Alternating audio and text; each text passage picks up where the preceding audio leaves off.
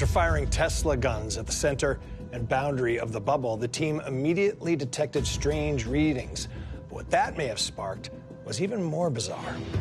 So we have this incredible light show, this electricity flowing throughout the bubble. Let's talk about what it might have provided.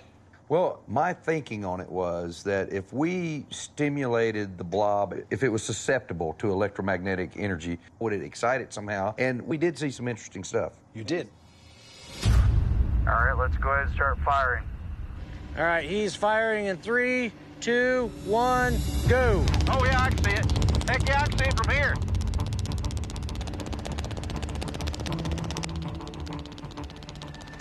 We can see it from here, and when it started, the 33 megahertz thing started pulsing up and down.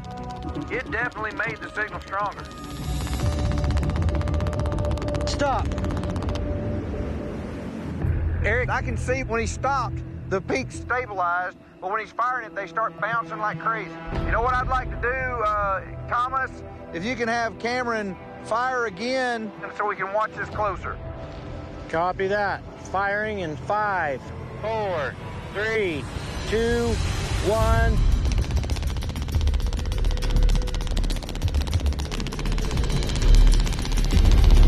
Oh, man, those spikes are crazy.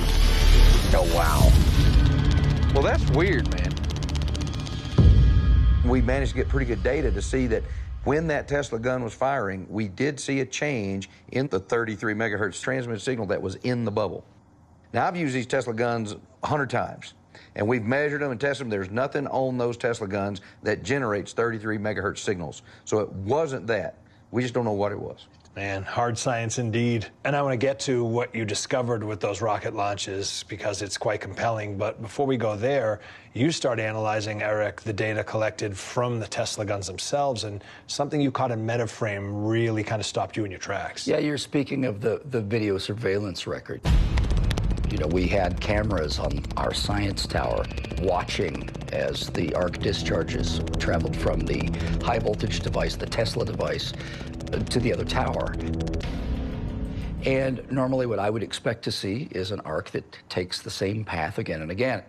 Basically the shortest path to ground, a path of least resistance. Now, instead what we actually observed is almost a spherical distribution of the electrical arc discharge.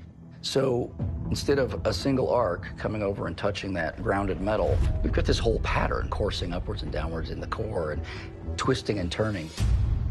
There's a big rod that's driven deep into the ground that tower's bolted to.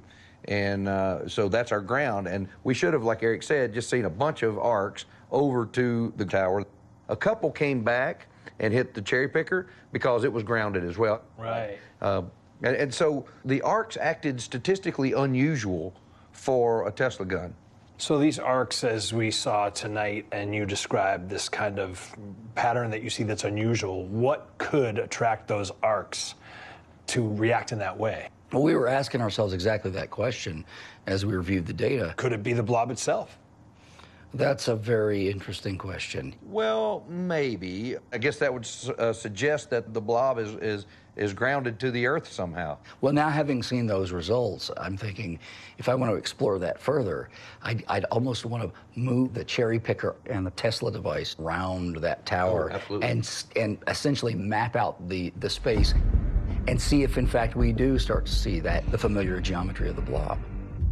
I think it's something we'd have to explore with a much more ambitious mapping exercise and perhaps a longer dwell time.